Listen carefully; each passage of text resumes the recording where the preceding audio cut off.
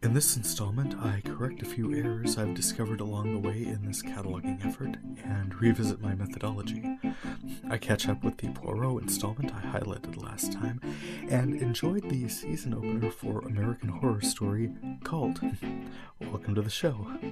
He doesn't have that on video, does he? We'll find out together on video, Fuzzy. Cataloging 2,500 plus homemade DVDs is not, I have discovered, an entirely straightforward process. Initially, I thought it would be cut and dried. Pop the disc in, press play, figure out what the show was and which episode, write it down, and fast forward to the next thing. Indeed, that approach has worked reasonably well so far. I'm pretty confident that the nearly 400 discs I've worked through so far in my current and classic collections contain what I say they do. Last week, however, I had pulled up an episode of ABC's Dirty Sexy Money starring Peter Crews and Donald Sutherland that I'd initially recorded in 2007 and was confused. The show description as given on TV.com was not, so far as I could tell, the next episode in the sequence from the one I'd recorded, but was the next one on the list of episodes on the TV.com guide. Clearly I'd missed recording one of them along the line. Not really that big of a deal, I suppose, but the show description for the episode I thought I'd recorded before really had nothing to do with the episode I thought I remembered watching. Well, damn. I pulled the disc with the last episode I had of Dirty Sexy Money, and as I watched it, I realized the show description meshed much more closely to the fourth episode in the series, the Sciavanesca, rather than the third, the Italian Banker, which was how I'd listed it on disc 311, based mostly on the fact that it was the next episode along from episode 2, The Lions, which a quick check on disc 294 confirmed that was the episode I actually had. In fact, what I'd recorded was the fourth episode, and I suppose I'd missed recording the third. If I ever wanted, I imagine it's available on Amazon.com. Didn't have to imagine even. Pulled it up, clicked right to it, and indeed, were I so moved, I could watch the third episode of Dirty Sexy Money, a show that went off the air in 2009, on Amazon.com in high definition for 99 cents. I'm not, but 10 years later, it's kind of amazing that it's still streamable. I dismiss this as anomalous, except I noticed the exact same thing had happened in the same way, at about the same time, in fact, with a couple episodes of NBC's reboot of Bionic Woman. In that case, an episode cut back from the beginning from a second VHS tape, and when I transferred them, they were transferred out of order, I suppose. So the episode I thought I was continuing was, in fact, from a different episode, and I had to go back and recatalog. Fortunately, someone wrote incredibly detailed recaps for Bionic Woman on TV.com, and I was able to sort out which episode I was coming back from. That is not the case with every show I follow, so I was kind of lucky. It highlighted a problem, however. TV.com is a pretty good site for figuring out what shows I'm watching. Shows that, unlike 24, for instance, don't indicate which episode you're watching at the beginning and a dozen times throughout. Shows like Supernatural flash the name of the episode as they come back from the title card, so if you're concerned, you need only wait a couple of minutes and the show will help you out. But the quick and dirty method of cataloging episodes, tracking from the last episode I cataloged in that series and assuming the next one is the next one, illustrates the problems with assumption. This is an organic, incomplete collection of disorganized source materials, and figuring out what all is on it will involve a bit of detective work and, as I've noted, more attention than I've given it all the time. Fortunately, there's no deadline on this project, which so far I've been enjoying, and my catalog can only be as useful and as complete as I decide to make it. If I write that on such and such a disc is an episode of such and so, and later I'm looking for it and it's something else, I don't think I'm out all that much, but it would be nice for it to be correct to the extent that that's possible. And true to the theme, this one is posting late. I encountered a bit of a hiccup this weekend while we had the house torn apart for steam cleaning, and I caught some kind of a bug at the Downtowners Street Fair that laid me flat for a while, but things are slowly getting back to normal around here, so let's get into it. Friday Night Feature. I said last time I'd hoped to revisit the Agatha Christie Poirot series adaptation of The Murder of Roger Ackroyd. I don't know if spoiler alert applies for a murder mystery published in 1926 and listed as one of the top murder mysteries of all time, but I have to say the production I watched this weekend, while engaging, was a significant departure from the work I remember reading some years ago. That said, it would be suspiciously weird for a series titled Poirot to mostly follow around the exploits of a village doctor, Dr. James Shepherd, for this particular installment, and if they had, it would have been impossible for the cameras to avoid catching that village doctor stabbing the title character.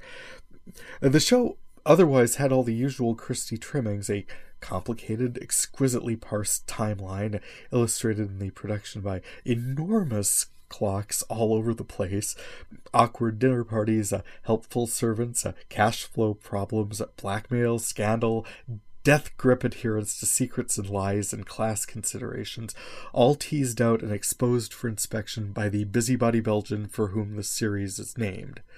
David Suchet gives a low-key performance as Hercule Poirot, a detective of international renown who retires to the countryside to pursue his passion of cultivating and improving vegetable marrows, which Google tells me are similar to zucchini. When we encounter him on screen, he is annoyed with the plants for not responding properly to his care, and as the installment progresses, the beginning of the 7th season, he expresses to Inspector Japp, rather than friendly neighborhood serial killer Dr. Shepherd, his longing to return to actively solving crimes. The retirement storyline might have been a bit premature anyway.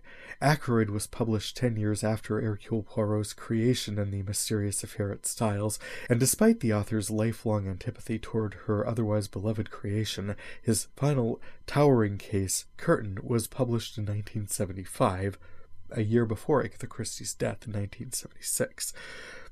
The story tracks rumors and scandals in the village of King's Abbot, where a wealthy widow's supposed suicide causes a stir, and her inamorato, factory baron and widower Roger Ackroyd, is desperate to get to the bottom of it, but is murdered before the widow's blackmailer can be unmasked. There's a missing stepson, distraught relations, and throughout, a voiceover narrative by Poirot reading from Shepherd's journal, outlining how clever he's been, and how the police will never figure out who really killed Roger Ackroyd.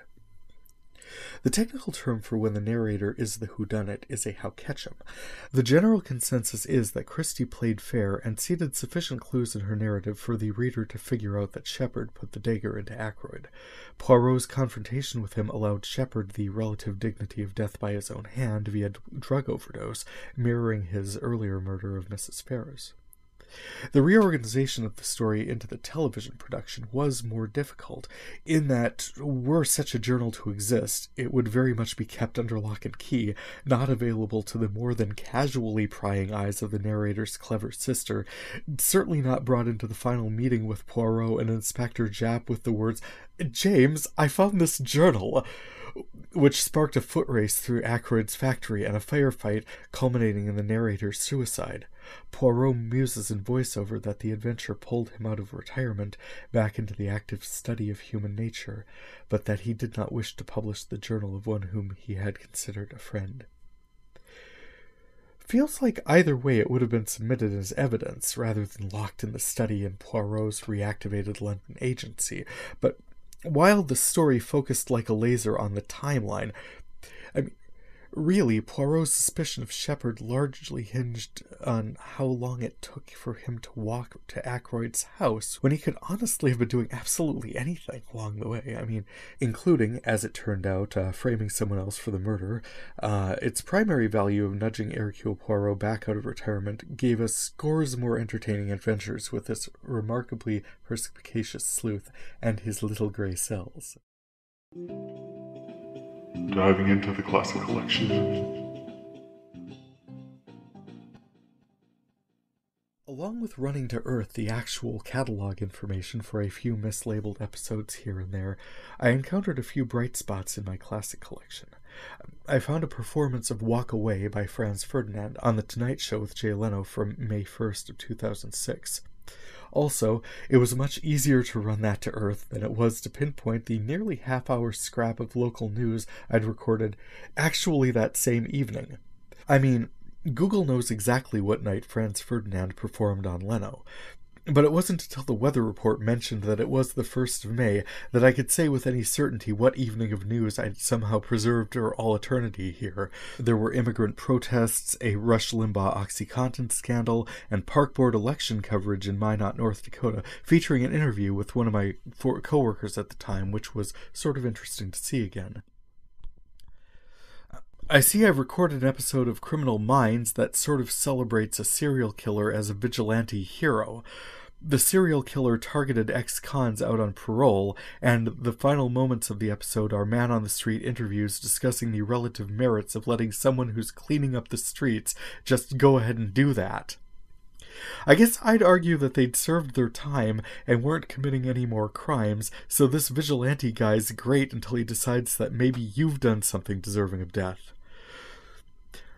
I loved this show in the beginning because of Mandy Patinkin and Matthew Gray Gubler, and largely because I loved Profiler storylines like Silence of the Lambs and Profiler in the 90s. Since a writer in a room can decide what a killer's profile is, it's pretty easy for a fictional profiler to read the clues they need to lead them to exactly them. It makes them seem almost psychic, and I loved the confidence of the read they took on the characters. But yeah, after a while, after seriously 13 seasons and a couple of spin-offs, it seems more like an opportunity for CBS to pipe lurid graphic images of messed up criminal behavior into our living rooms while painting the vagaries of human nature as somehow scientifically predictable, while presenting investigators as heroic, sexually compelling rescuers who, once a killer has killed at least 2 people, the behavioral analysis unit can swoop in and save us all. Especially his last would-be victim, generally someone pretty sympathetic. I've elsewhere derided CBS for presenting a world in which bad people are all after good people who then need law enforcement heroes to save them and maintain order. And this show, this long-running show that is so bad its star left after 2 seasons because he was horrified by the show's content, is ultimately one of the worst. I remember giving it much more of a chance than Mandy Patinkin did, but the bloom has been off this rose for a long time.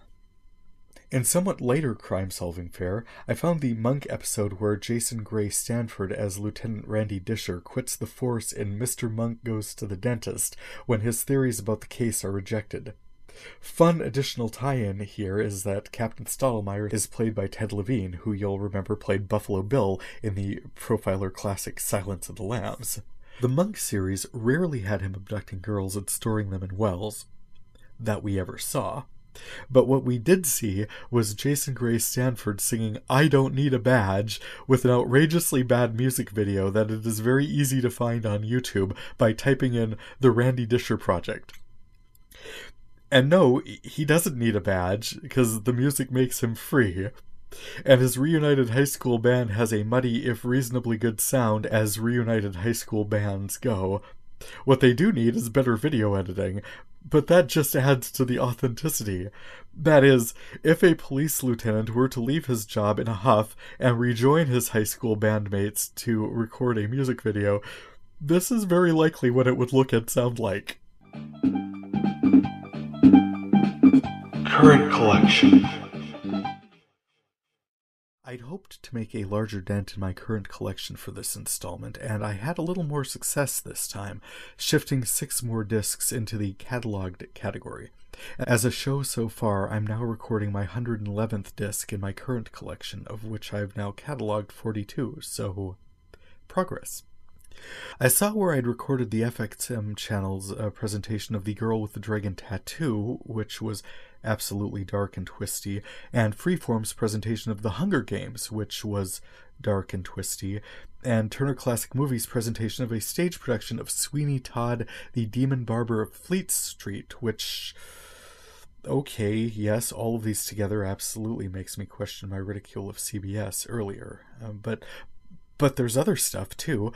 I've recorded, like Trial and Error, and supernatural. And, oh, hey, here's a TCM production of Alfred Hitchcock's Dial M for Murder. I accept the judgment of the committee. Seriously, though, there's also some amazing episodes of Doctor Who in this set, including the one where they extract the Doctor's DNA and replicate a daughter, actually Fifth Doctor Peter Davison's daughter, Georgia Moffat, which, despite her apparent regeneration and escape into the universe after giving her life to save 10th Doctor David Tennant, seems to be one of those let us never speak of this again situations. Although it does feel like it'd be really quite extraordinary for the Doctor to reconnect with her in some upcoming season as her mother. I also kept Blink, which I generally enjoyed, but feel it introduced an unacceptably and poorly considered assassin race called the Weeping Angels, who are quantum locked. So if they're observed, they're stone, and if you even so much as blink, they transform, move impossibly fast, and convert your life force into some past existence. That they send you back in time, and you basically live to death, then stealing all of your life energy.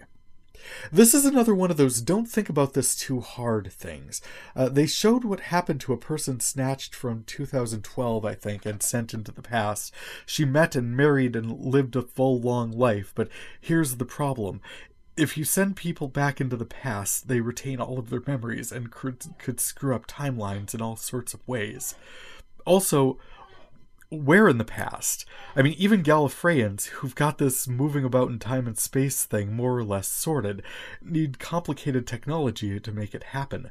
The angels just touch you and poof, your energy is extracted and you're deposited presumably in the same place, that is, the same planet, but maybe 100 years ago. And the same planet, maybe 100 years ago, is in a very different part of the universe. So they also have to transport you through space, and I didn't see any discussion of that.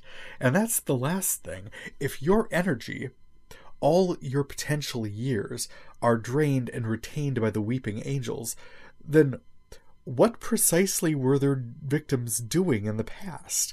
I mean, it seems like they retained and used all of their own life energy for, living their lives. So what exactly did the angels extract? Yeah, I'm cool with Blink. It holds together on its own as a one-off, more or less. But the Weeping Angels were somehow drawn into the storyline with the papal mainframe and the Church of the Silence, fell through a crack in time so ceased to exist, but then somehow made a huge temporal mess in Manhattan as also the Statue of Liberty. Really? Sending Rory back in time to steal his life force. Although, that should have been a problem since Amy's fiancé, Rory, was reissued as a plastic Roman soldier who waited for Amy outside the Pandorica for thousands of years and generally looked pretty good for his age. But he also managed to sire River Song on his honeymoon trip through the vortex, so, plastic or not, clearly his servos are fully functional. These objections to the side, however, people seem to love the Weeping Angels, so I'll just be over here not enjoying them all that much. Bleh. I see I also recorded a concert by Toad the Wet Sprocket at Infinity Hall Live on PBS. The interview, performances, and song selections were first-rate. It was cool to hear band members talk about their vulnerabilities and some 25-year history. Closest I can get on the recording is sometime in 2014, and I'm really not sure about the air date for this market. From the context of nearby recordings, it looks like I recorded it in late March, so it aired, sometime before that. The first chance I got to kick back and watch it was when I cataloged it a couple weeks ago now, and I enjoyed revisiting some of my own history with that music, which was part of my personal soundtrack in the early 90s, and backdropped an important scene I kind of remember from my so-called life, where A.J. Langer as Rayanne Graff was having some kind of a meltdown to Toad the Wet Sprocket's Fall Down. It was a great use of music. Punching it into the Googleator gets me Season 1, Episode 10, which clicks me to YouTube, and I've got Rayanne Graff running around in a pink flannel, planning the most outrageous party of her young life that's going to be the blowout of the century. Music and memory. It's absolutely a thing. What I've been watching. Wrapping this up here pretty quick, but as for what I've been watching lately, Ralph has been showing me episodes of Phoenix Wright, Ace Attorney on Crunchyroll, and I've got to say, it's kind of fun to watch this series as presented. I'm not sure I ever read the manga, but I know I've encountered this character before, and the staple phrase, "objection," gets thrown around in this house occasionally. It's kind of like if there was an anime version of Ally McBeal and they solved Encyclopedia Brown-style cases.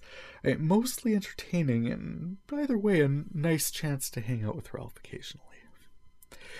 We've also been watching the new season of American Horror Story Cult, in which Sarah Paulson as Ally, she's always going to be Lana Banana for us, is just losing her damn mind.